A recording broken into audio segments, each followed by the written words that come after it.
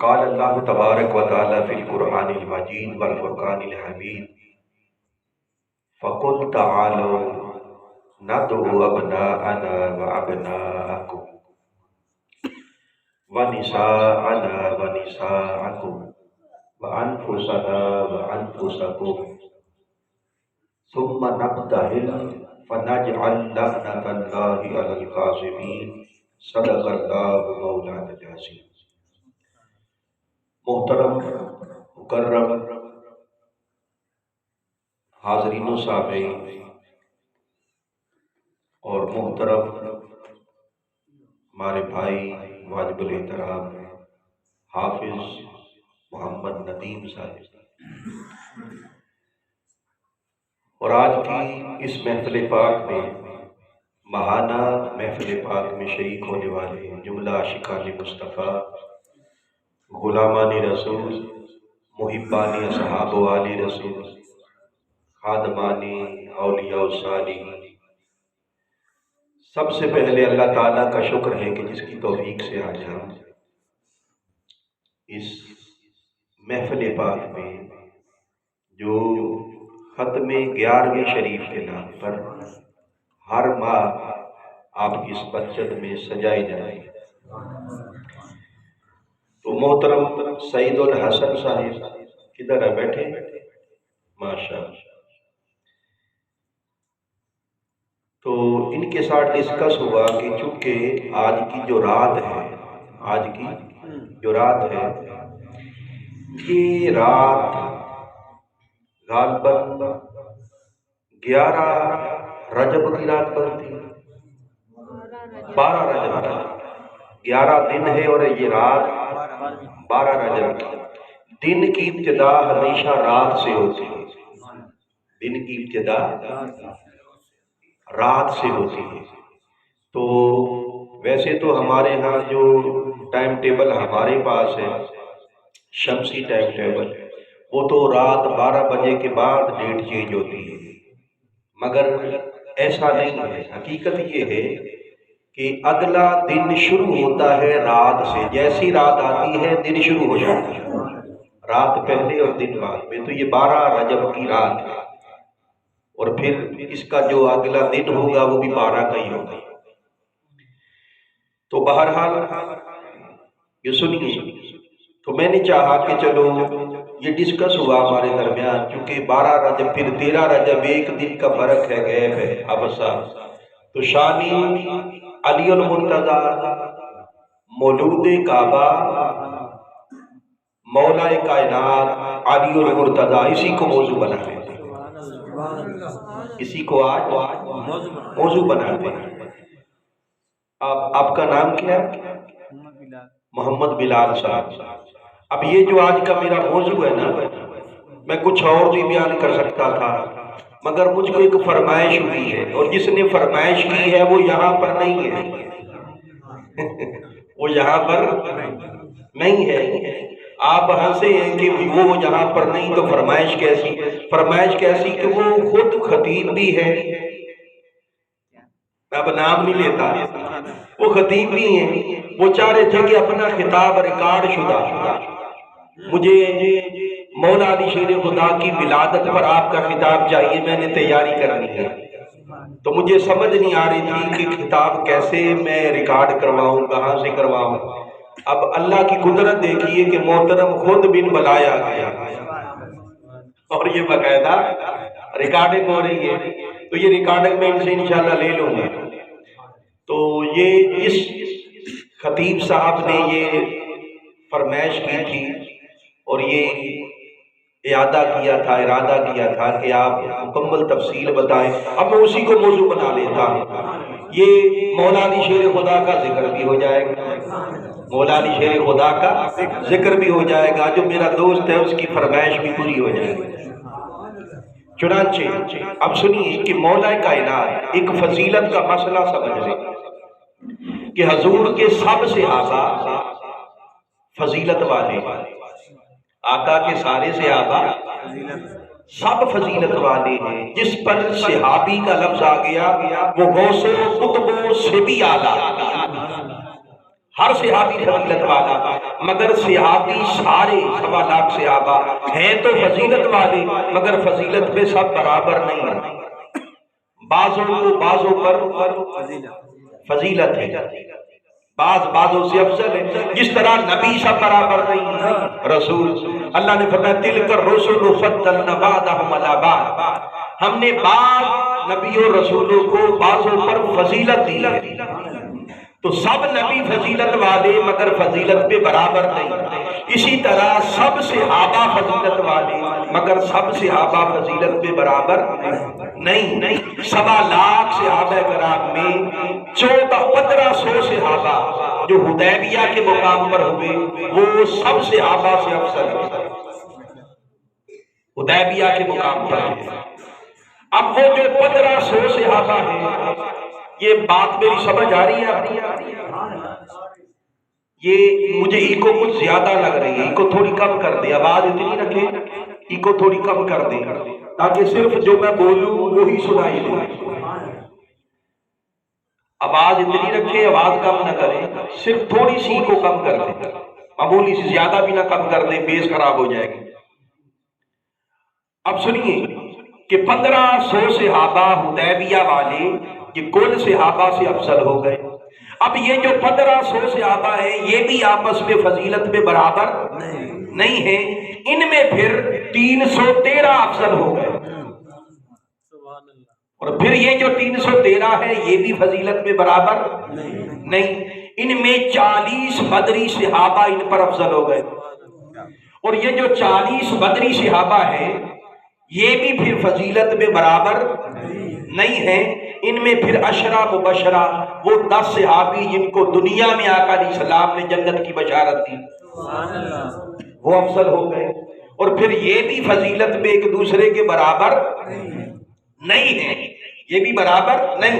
اب ان 10 مبشرہ میں خلفائے راشدین ان سے افضل ہو گئے، اور پھر خلفائے راشدین بھی آپس میں فضیلت میں برابر نہیں ہیں، پھر خلفائے راشدین میں سیدنا ابو بکر صدیق رضی اللہ تعالیٰ عنہ سب صحابہ سے اور سب خلفائے راشدین سے افضل ہو گئے۔ یہ فضیلت کا مسئلہ سمجھ لیا، مگر ایک چیز ہے جو بیان نہیں کی جاتی، میں چاہتا ہوں آج اس سے اپنی بات کا آغاز کروں، اور وہ بہت کم بیان کی جاتی ہے، اس کی طرف لوگ آتے نہیں۔ وجہ یہ ہے کہ یہ جو ہمارا ملک ہے نا پاکستان اور ہندوستان، یہ خارجی اثرات سے سخت متاثر ہوا ہے، خارجی اثرات، ان اثرات کی گرد آ گئی ہے ہماری تحقیق پر بھی، ہماری تحریر پر بھی، اور ہماری خطاب پر بھی، اور ہماری تصنیف پر بھی، اور ہماری تقریر پر بھی، یہ گرد آ گئی ہے۔ اس گرد کی وجہ سے بعض جملے ہم ایسے بول دیتے ہیں کہ جو عقائد اہل سنت کے بھی خلاف ہے۔ وہ سنیے، یہ بات حق ہے کہ سب صحابہ میں سیدنا ابو بکر صدیق رضی اللہ تعالیٰ عنہ سب سے افضل ہے، اور یہی عقیدہ حق ہے، اور یہی اہل سنت کا عقیدہ ہے، اور یہی حق ہے۔ یہ بات ہو گئی۔ اب یہ ہے فضیلت کلی، اس کو کیا کہتے ہیں؟ فضیلت کلی۔ یہ تقسیم نہیں بتائی جاتی، یہ کیا ہے؟ فضیلت کلی۔ جب فضیلت کلی کی بات ہوگی تو حضرت ابو بکر سب سے بلند، مگر ایک فضیلت جزوی بھی ہوتی ہے، جزوی فضیلت بھی ہوتی ہے۔ بسا اوقات ایسا ہوتا ہے کہ بعض صحابہ کی جزوی فضیلتیں ایسی آقا نے بیان کی کہ اس جزوی فضیلت میں وہ سب سے بلند ہو گئے۔ اب میری بات سمجھے؟ دیکھیں نا، میں صرف ایک مثال دے کے آگے چلوں گا تاکہ جو میرا موضوع ہے میں اس پر زیادہ وقت دے سکوں اور اس پر زیادہ فوکس ہو۔ صرف ایک مثال، عام طور پر یہ کہہ دیا جاتا ہے جوش اور جذبے میں کہ حضرت ابو بکر بلند ہے سب صحابہ سے، حق بات ہے، افضل ہے سب صحابہ سے، حق بات ہے، مگر ساتھ وہ یہ بھی کہتے کہ ہر حال میں اور ہر خوبی میں، ہر کمال میں افضل ہے، تو یہ بات نہیں ہے۔ اب یہ بات میں آپ کو سمجھانا چاہتا ہوں کہ کلی فضیلت ان کے پاس ہے، مگر جزوی فضیلت کا معاملہ ہو تو آقا نے جن کو جزوی فضیلت جن کی باقاعدہ بیان کی وہ اس میں یکتا ہے. دیکھیں نا سیدنا عمر فاروق رضی اللہ تعالیٰ عنہ کو فاروق اعظم کہا جاتا ہے. صاحب کیا کہا جاتا ہے؟ فاروق اعظم، یعنی حق اور باطل میں فرق کرنے والا اعظم، سب سے بڑا. اگر ہر خوبی حضرت ابو بکر کی طرف مانی جائے کہ وہ ہر خوبی میں باکمال ہے، تو حضرت عمر کو کبھی بھی فاروق اعظم نہ کہا جاتا، یہ بھی انہی کا ٹائٹل ہوتا ہے. پھر میرے آقا نے فرمایا، حضرت ابو بکر بیٹھے تشریف فرما، میرے آقا نے فرمایا میرے بعد اگر کوئی نبی ہوتا تو عمر ہوتا. حضرت ابو بکر کی موجودگی میں فرما رہے اگر میرے بعد کوئی نبی ہوتا تو وہ عمر ہوتا. اب اس خوبی میں یہ جزوی خوبی ہے، اس میں یہ باکمال ہو گئے. اور پھر نگاہ پڑی میرے آقا کی حضرت عثمان پر، تو فرمایا عثمان کیا ہے؟ کامل الحیاء والایمان، اس کا حیا بھی کامل ہے، اس کا ایمان بھی کامل ہے. تو کیا دوسرے صحابہ کے ایمان کامل نہیں ہے؟ یہ دوسروں کے ایمان کی نفی نہیں ہے. حضرت عمر کو فاروق اعظم کہنا، اعظم کہہ کے پکارنا، یہ حضرت ابو بکر کی نفی نہیں ہے. حضرت عثمان غنی کو کامل الحیاء والایمان، حیا اور ایمان میں کامل کہنا، یہ دوسروں کے ایمان اور حیا کی نفی نہیں ہے، یہ جزوی فضیلتیں. یہ کیا ہے؟ جزوی فضیلتیں. اور اسی طرح جب جزوی فضیلتوں کا تذکرہ آتا ہے مولا علی شیر خدا کا، مولا کائنات کا، مولا علی شیر خدا کو اللہ رب العزت نے شخصی خوبیاں اور ان کی ذاتی خوبیاں، ان کو جزوی خوبیاں کہا جاتا اور جزوی فضائل کہا جاتا، ایسی عطا فرمائی آقا علیہ السلام نے کسی کے حصے میں نہیں آئے. ہر صحابی کے لیے دعا فرمائی کہ تو صدیق ہے، تو فاروق ہے، تو کامل الحیاء والایمان ہے. اور کہیں پر فرمایا کہ خدا کے بعد اگر میں کسی کو خلیل بناتا تو ابو بکر کو بناتا. حضرت علی کی موجودگی میں فرمایا اگر خلیل خدا کے بعد کسی کو بناتا تو میں ابو بکر کو بناتا، ابو بکر کو بناتا. اس خلا خلیلیت میں یکتا حضرت ابو بکر ہو گئے، مگر دعا سب کو دی. مگر جب حضرت علی کی باری آئی، جو آقا نے بیان کیا اس خوبی میں سب یکتا ہو گئے، ان کا ثانی کوئی نہیں. اب حضرت علی کے لیے آقا نے دعا کے لیے ہاتھ اٹھائے، عرض کیا مولا اللہم اجر للحق، مولا علی کو ایسا بنا دے کہ یہ جدھر جائے حق ادھر پلٹے. یہ جدھر جائے حق. اب اس خوبی میں آپ باکمال ہو گئے. ہر صحابی ادھر جاتا ہے اور ہر مومن، ہر مسلمان، ہر کلمہ گو ادھر جاتا ہے جدھر حق نظر آتا ہے. ہر کوئی حق کی طرف جائے اور حق علی کی طرف آئے. علی جدھر جائے حق ادھر چلے، اس لیے کہ علی خود حق ہو گیا. علی خود حق ہو گیا. تو میں نے چاہا کہ آج مولا علی شیر خدا کی ان خوبیوں کا تذکرہ کیا جائے کہ جس میں وہ یکتا ہے اور جس میں وہ باکمال ہیں. جب حضرت علی کی خوبیوں کا ذکر ہوتا ہے بعض لوگ سمجھ لیتے کہ پتہ نہیں حضرت ابو بکر کی نفی ہو رہی. وہ یہ سمجھ، یہ ایک مرض ہے، یاد رکھ لیں، یہ ایک مرض ہے، یہ ایک بیماری ہے، مرض ہے. وہی اثرات، وہی گرد ہے جو ہماری تحقیق، ہماری سوچ، ہماری فکر پر آ گئی کہ جب علی کا ذکر ہوتا ہے، جب آل رسول کا ذکر ہوتا ہے، اہل بیت مصطفیٰ کا ذکر ہوتا ہے، تو طرح طرح کے طریقوں سے ان کے مقابل کسی نہ کسی کو کھڑا کر دیا جاتا ہے ان کے ذکر پر. اب سنیے، میں آگے بڑھتا ہوں، میں زیادہ اس کی تفصیل میں نہیں جاتا، آگے بڑھتا ہوں کہ آپ کے اعلیٰ حضرت علیہ رحمت فتاوی رضویہ میں بیان فرماتے ہیں. جب حضرت علی کا ذکر ہوا فرمایا علی کے مناقب اور علی کی خوبیاں کیا بیان کریں، کروڑ ہا سے بھی زائد ہیں. الفاظ پر غور کریں، आला हजरत ने क्या फरमाया, करोड़ हा का मतलब होता है कई करोड़। करोड़ हा का क्या मतलब, कई करोड़। और कई करोड़ कहकर साथ जायद का लफ्ज आया कि कई करोड़ से भी ज्यादा। और कितनी ज्यादा, उसकी आगे कोई लिमिट ही आपने बयान नहीं किया आला हजरत ने। इतनी खूबियां। किसी आशिक ने कहा था अली के वस्फ हैं इतने शुमार कौन करे, अली के वस्फ हैं इतने शुमार कौन करे, ये काम तेरे सिवा परवरदिगार कौन करे, ये काम तेरे सिवा, ये इंसान के बस की बात नहीं है, ये काम तेरे सिवा परवरदिगार कौन करे। ये सोच कर खुदा ने दूसरा अली नहीं बनाया कि शगाफ काबे में बार बार कौन करे। ये काबे का शगाफ, ये समझते ना क्या है कि चलो यहीं से आपकी विलादत का तज़किरा छेड़ देते हैं। अब सुनिए कि काबे का शगाफ और उसमें दरार का पड़ जाना, ये इसकी हकीकत क्या है, उसकी हकीकत क्या है। जब मौला कायनात मौला अली शेर खुदा जब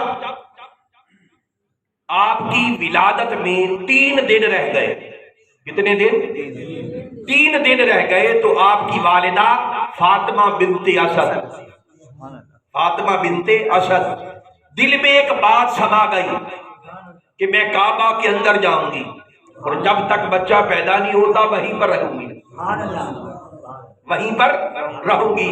और जब गई तो दरवाजे से अंदर नहीं गई, दरवाजे से अंदर नहीं गई।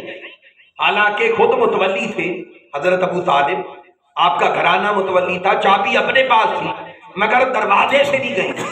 दिल में एक बात समा गई कि दरवाजे से नहीं जाना, किसी और जगह से जाना, किसी और।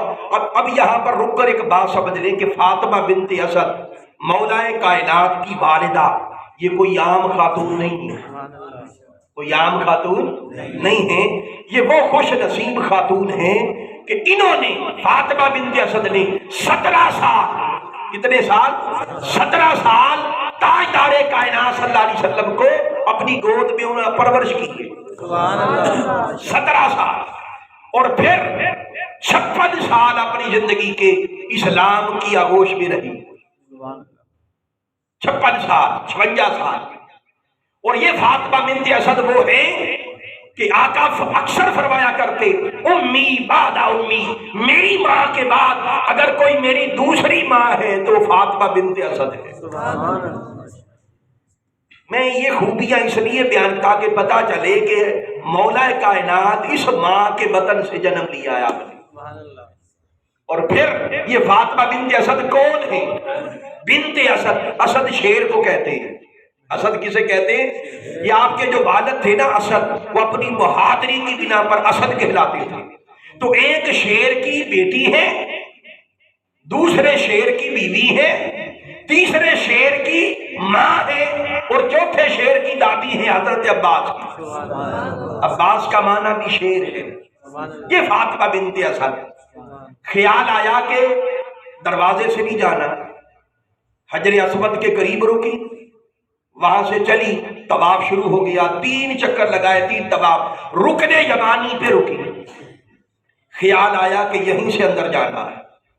ये रुकने यमानी क्या है, रुकने यमानी ये रुकन है बहुत बड़ा, एक सतून है, मुकम्मल एक दीवार है पत्थर की।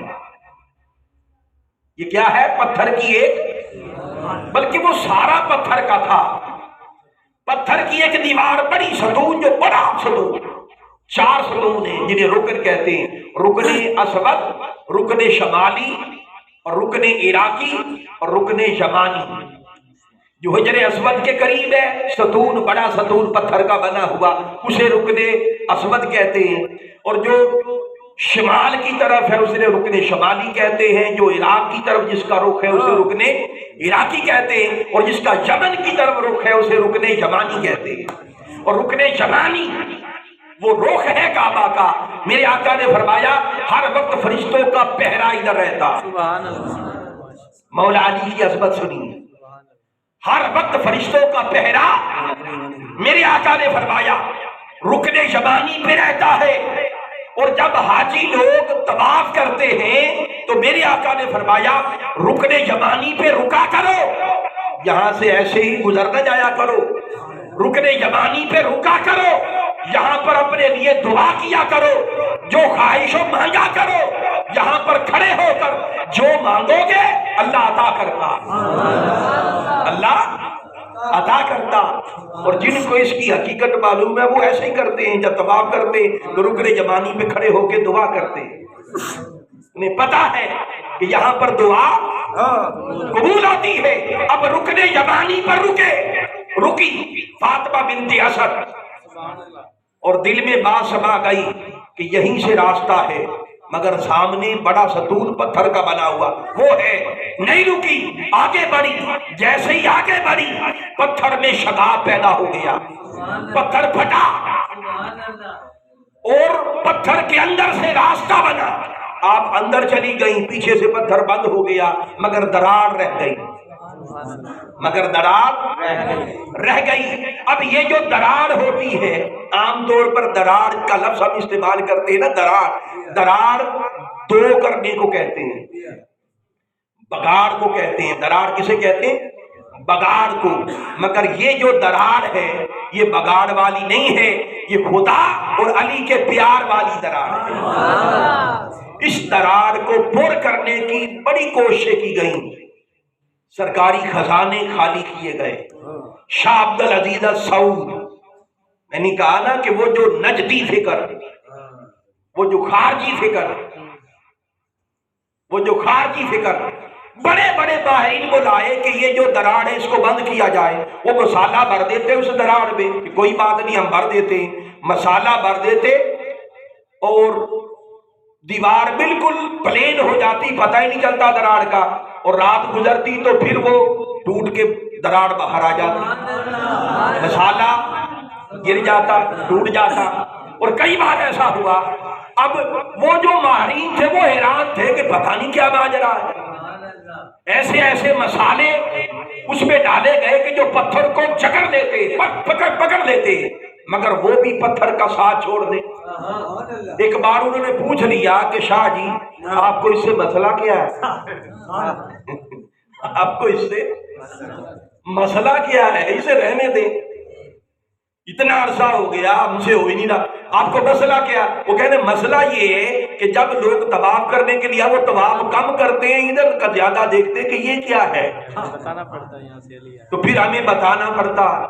ہم تو بتانا نہیں چاہتے. حضرت علی کا ذکر روکنے والوں، علی کی ذات کا ذکر روکنے والوں، علی کی ذات کا ذکر کیا مٹاؤ گے؟ علی کی پیدائش کا نشان آج تک نہ مل سکا، وہ نشان نہ مل سکا. یہ بات سمجھ لی. اب ایک اور بات سمجھیے کہ پتھر پھٹا، راستہ بنا علی کے آنے پر. حافظ صاحب یہ بڑا ایمان فروز نکتہ خطاب آپ بھی ادھر کرتے ہیں، تو یہ آپ کے لیے خاص طور پر، یہ آپ پہلی بار سنیں گے. اب سنیے، پتھر پھٹا علی کے آنے پر، پتھر پھٹا علی کے آنے پر. بھئی علی کے آنے پر پتھر کیسے پھٹ گیا؟ پتھر پر کوئی ضرب لگائی گئی؟ پتھر پر ضرب لگاؤ، ہتھوڑا مارو تو پھر ٹوٹتا ہے نا، یا پھر اپنی عادت کے مطابق خستہ ہو جائے تب ٹوٹتا؟ وہ تو خستہ بھی نہیں تھا اور اپنی عادت کے خلاف پھٹا. باری تعالیٰ کیسے پھٹا؟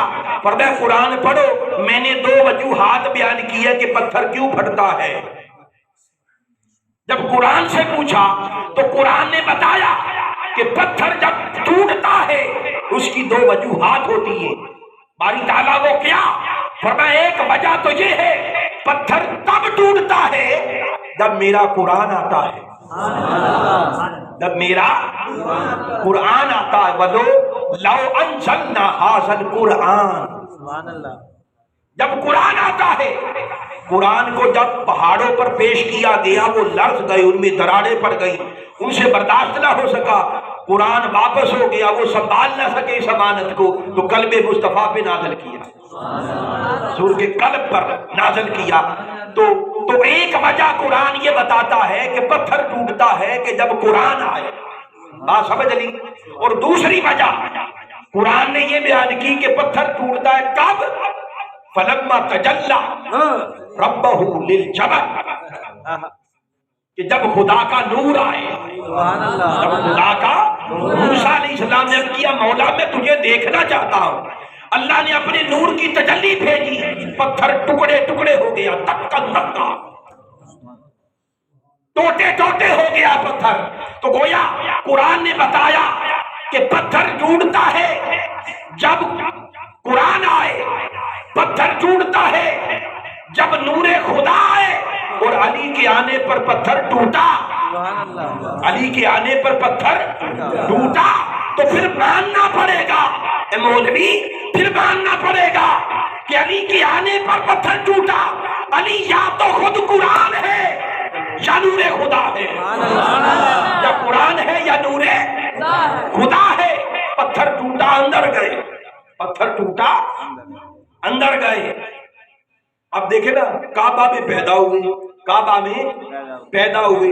اب بعض لوگ کہہ دیتے کہ بھئی اس میں کیا، کعبہ میں پیدا ہوئے، فلاں بھی پیدا ہوا، فلاں بھی پیدا ہوا، کعبہ میں فلاں بھی پیدا، وہ فلاں فلاں نکال لیے۔ تاریخی کتاب، تاریخی کتابوں میں لکھا ہوا ہے، مگر تاریخ کو چھوڑے ہمارے ائمہ کیا فرماتے ہیں؟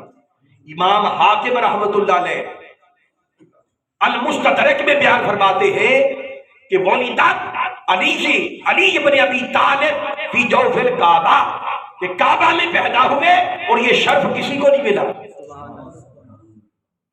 وہ کہتے کبھی کوئی پیدا نہیں ہوا کعبہ میں۔ اور پھر شاہ ولی اللہ محدث دہلوی فرماتے ہیں کہ کعبہ میں علی پیدا ہوئے، اور تاریخ انسانیت میں کبھی کوئی انسان کعبہ کے اندر پیدا نہیں ہوا۔ مگر لوگوں نے تاریخ، علی کی محبت کی بات ہو تو حدیثوں کا بھی انکار کر دیتے ہیں۔ یہ کہ مرد ہے، علی کی محبت کا بیان ہو تو حدیثوں کا بھی انکار، اور علی کا ذکر کم کرنا ہو تو تاریخ کی کتابیں بھی اٹھا لاتے کہ یہ تاریخ ہے، دیکھیں، پھر اس پر بھی ایمان ہے۔ چنانچہ اگر کوئی کہے، توجہ کرے، اگر کوئی کہے کہ بھئی فلاں بھی پیدا ہوا، فلاں 3-4 بندے نکال لیا بسا کہ یہ بھی کعبہ میں پیدا ہوا، مقصد یہ تھا کہ کوئی ایسی خوبی نہیں ہے کعبہ میں پیدا ہونا، بھئی چلو مان لیا کہ وہ بھی پیدا ہوا 4، ہم کہتے ہیں چلو 4 نہیں درجنوں پیدا ہوئے ہوگے، مگر پھر بھی جتنے بھی پیدا ہوئے، جتنے بھی پیدا ہوئے پیدا ہوتے رہے، مگر جشن مولود صرف علی کا منایا جاتا ہے۔ نعرہ تکبیر، نعرہ رسالت، نعرہ تحقیق،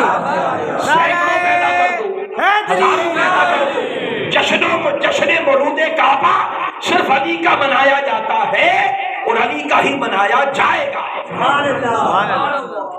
اب ایک اور بات سمجھیے، کہتے کہ وہ بھی پیدا ہوا، وہ بھی پیدا ہوا، وہ بھی پیدا، بھئی پیدا ہوئے، اب کسی کو خبر نہیں وہ کہاں پر پیدا ہوئے۔ علی کے مقام کی بھی خبر ہے کہ کعبہ میں کس جگہ پر پیدا ہوئے، وہ جگہ کون سی ہے وہ سنیے۔ اس کو بھی بہقی نے، امام حجر اسقلانی نے، پھر امام حاکم نے، شاہ ولی اللہ محدث دہلوی رحمت اللہ علیہ نے، اور بھی کئی مفسرین اور محدثین نے بیان کیا، اور الفاظ جو شاہ ولی اللہ محدث دہلوی رحمت اللہ علیہ کے ہیں وہ بیان کرتے ہیں کہ والدہ علی فی جوف الکعبہ، علی کعبہ کی نکڑ میں پیدا نہیں ہوا، علی کعبہ کی کسی کونے میں پیدا نہیں ہوا۔ کہاں پر؟ فرمایا علی کعبہ کے سینٹر میں پیدا ہوا، علی کعبہ کے۔ یہی بات پھر امام حاکم نے کہی، ولدت علی ابن ابی طالب فی جوف الکعبہ، یہ نہیں کہا فی الکعبہ، کعبہ میں پیدا ہوئے، نہیں، فرمایا فی جوف الکعبہ، کعبہ کے سینٹر میں، درمیان میں، سینٹر میں۔ ہر کوئی کہے کہ سینٹر میں پیدا ہوئے، یہ خاص طور پر جوف کے لفظ کہ سینٹر میں پیدا ہوئے، یہ سینٹر کا مسئلہ کیا ہے، اس کا ریزن کیا ہے، اس کی حکمت کیا ہے، وہ سمجھیے، توجہ ہے، وہ سمجھے کہ علی کعبہ کے سینٹر میں پیدا ہوا۔ کیوں؟ وجہ کیا؟ وجہ یہ کہ کائنات ارضی کا نقشہ اٹھا کے دیکھیں، शहबाज साहब कायनात अर्जी का नक्शा उठा के देखें, उसको देखें तो इस सारी कायनात अर्जी का जो सेंटर है वो अरब है। वो क्या है? अरब है। फिर अरब का नक्शा उठा ले, फिर देखें तो अरब का सेंटर मक्का है और मक्का का सेंटर काबा है और काबा के सेंटर में अली आया। ये क्या माजरा है कि सारी कायनात का सेंटर